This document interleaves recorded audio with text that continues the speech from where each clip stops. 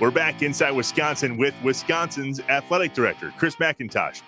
Chris, Inside Wisconsin is about the people, the stories, and this word that we've coined, the statriotism of America's Dairyland. You're one of us. There's got to be some homerisms, right? I mean, like, you are a true cheesehead. So talk to us about growing up in Pewaukee, ending up at Wisconsin, and now you're running the show. Yeah, I mean, obviously it's a fit for me. I grew up, down the road in Pewaukee, Wisconsin. Used to be a big deal in Pewaukee until the damn Watt family came along, and you talk about cancel culture. I was just wiped off of the walls there. But in all seriousness, grew up at a time when Pewaukee was just a fraction of the size that it is now. It was a small town.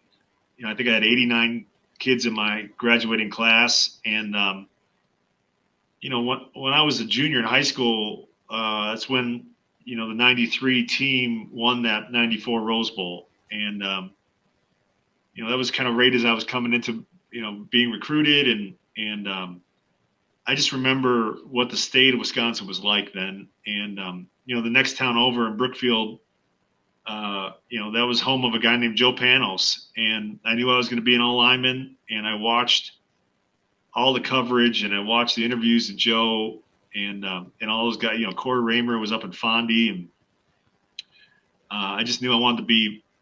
I knew that's what I wanted to be, and that's what I wanted to experience, and that's what led me here to Wisconsin. Obviously, we had a lot of success. Towards the end of my career here, it helped to have a Heisman Trophy running back behind me, and just a really strong team. But I think one of the things that is easy to forget is the 3 years preceding that '99 Rose Bowl, the '98 season. It wasn't a lot to write home about, and my freshman year here, we didn't go to a bowl game. The first year I started in '96 as a redshirt freshman, we had to win an extra game in Hawaii just to be eligible to go to the Copper Bowl. And then the following year, '97, we played just a brutal schedule, bookended by Syracuse with Donovan McNabb and Georgia in the Outback Bowl. And I still have bruises from that game. It was just ugly. And but there was a lot to learn, and that experience paid dividends. And obviously, we had a hell of a run after that. But had it not been for those learning lessons, it just wouldn't have happened. Like, for me, there was a life lesson in that. It allowed me to leave here. Obviously, I was drafted, and I was had the benefit of going on to play in the NFL with Seattle. But that experience didn't exactly go how I had envisioned it. I got hurt my second year with a neck injury, and it was kind of downhill from there. But the experience I had here taught me how to just kind of pick myself up and keep going. I didn't realize then, it would have been impossible for me to realize then how valuable my degree from this place would end up becoming. And then, in a strange turn of events in 2014, I found my way back here. Just wanted to give back to the same type of opportunity that had been given to me. And, the rest has been history. I love it going around this state, or, really going around the country and talking to people that have a Motion W on their shirt or their hat. I mean, you guys can relate, I'm sure. If you wear a hat out in basically any city in this country, you're going to find a Badger. You're going to attract a Badger. And the conversations that we've engaged in, and the friendships that we've made, people of Wisconsin, there's just no better, and there's no better place to live. Nicest people that you could imagine, and never asked to be part of. And it's, like I said before, it's just it's a privilege for me. Do you go back home with a shirt that says I was a number one draft pick first, or something like that? Just for people like that. Yeah. Hey, we had people before, and before you mentioned those guys, or I go way back, Dennis Lick, who was a great lineman for years for the Badgers. Yeah. He was in the 70s, there wasn't a lot of guys to hang your hat on, but he was certainly one of them. What was it like to block for Ron Dane? That seems like that would be a good gig. Yeah, not bad.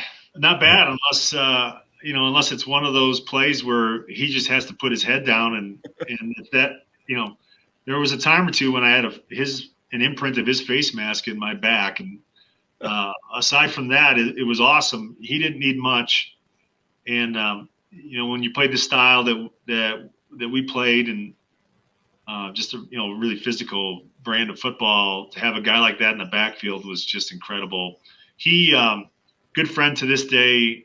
He's an O lineman trapped in a running back's body, and had the same mentality, kind of same work ethic.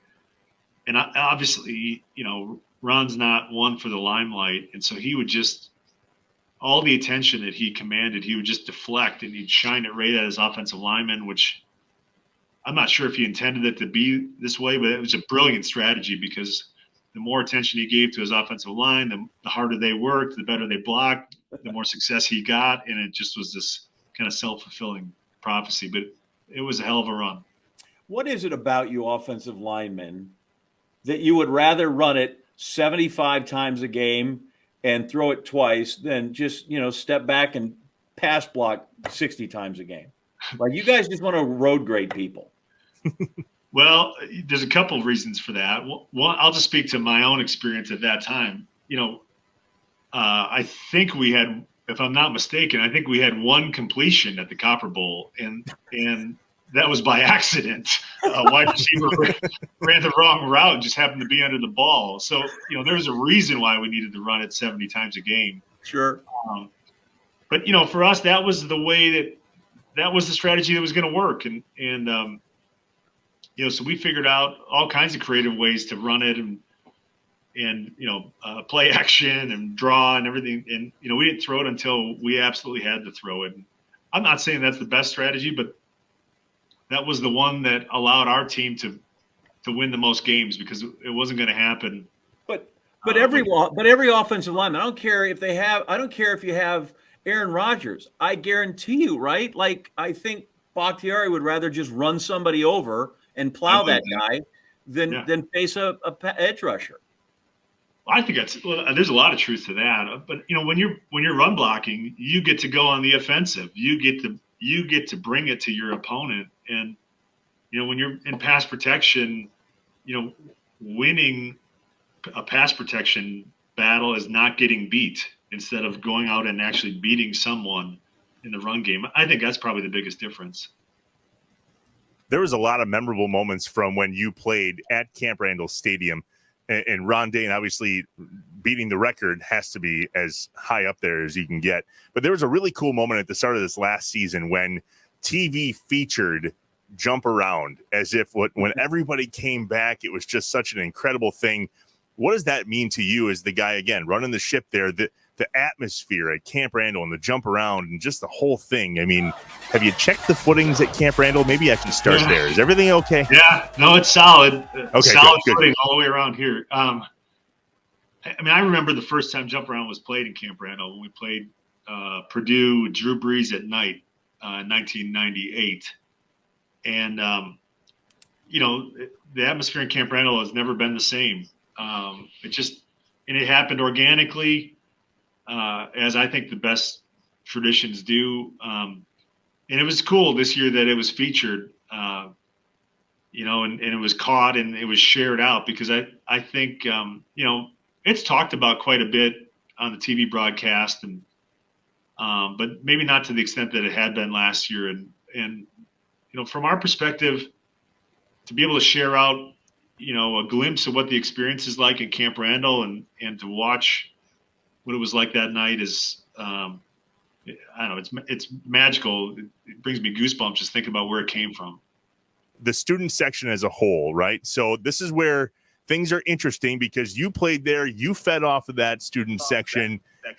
And the student section has had a little feedback in regards to some letters that have gone back and forth to the athletic department and the students. And are you going to send a letter? Where are we at with that? Maybe this is just your chance to talk to the students in general. Well, I'll say this. There's been a lot said about a desire on the part of the students to get to the games earlier. And if I just focus on that aspect for a second, and I would say this, we couldn't have asked for a better environment than the one we got last year.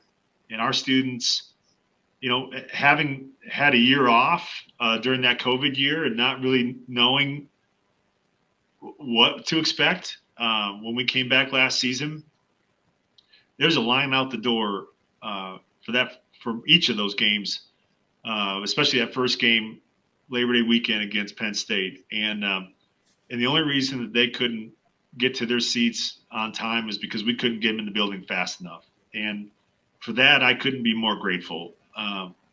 Our students were fired up. We talked about what Jump Around looked like and how it got captured on a national broadcast. And let's face it, you touched on it, Trev. The students bring in the energy to the stands and to the environment.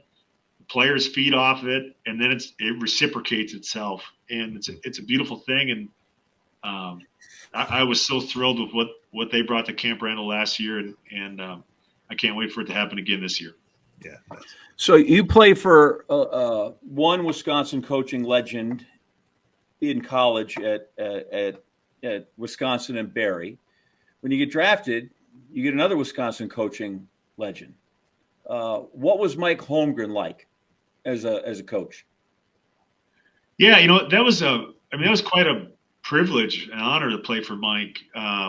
Having grown up, and I grew up a Packer fan, as a Wisconsin kid, and watched him win the Super Bowl, and then went off to Seattle as both the head coach and the GM. For me, it was kind of it got off to a rocky start, really. I had a hard time nailing down my contract, and we were talking to Mike, the GM, and then then the first we got it all nailed down, and then the first day it's Mike, the head coach, and that's a tough gig. It takes a lot of discipline for somebody to be able to wear those two hats independent of each other, and I feel like once I was able to settle in my rookie year and started the last 10 games of the season my rookie year, that's when I kind of got my feet on the ground, and it felt I got more comfortable with Coach Holmgren and the season that we had, and kind of felt like I kind of assimilated with the team. It was fun. It was fun there while it lasted. So is there something between coaches successful as Alvarez and Holmgren? Are there commonalities? Is there something, whether it's organization, whether it's motivation, is there a common link that you can see that why both those guys were successful? In addition to obviously the X's and O's and the skill that they bring, I think, the common denominator in all good coaches is they love their players, and their players feel that. And that can come in all kinds of different forms. Obviously, styles vary wildly. And, when I think about Coach Alvarez, it was always the players first, and he wanted us to experience success and to feel the support. But, there were more than a few tough conversations, and he was able to push us in ways, push us hard, really. And the way he was able to do that is because we knew he loved us and we loved him. And I think if that's the foundation in a relationship between a player and coach, you can ask a lot of each other and you can hold each other accountable. And, I saw something similar in Coach Holmgren in Seattle. And I'm not sure that I've been around a coach that's been successful for any period of time that doesn't have that love for their players and vice versa. All right, we'll wrap it up. Wisconsin's athletic director, Chris McIntosh. We're back for segment 3, lightning round time. Just a minute. We're inside Wisconsin.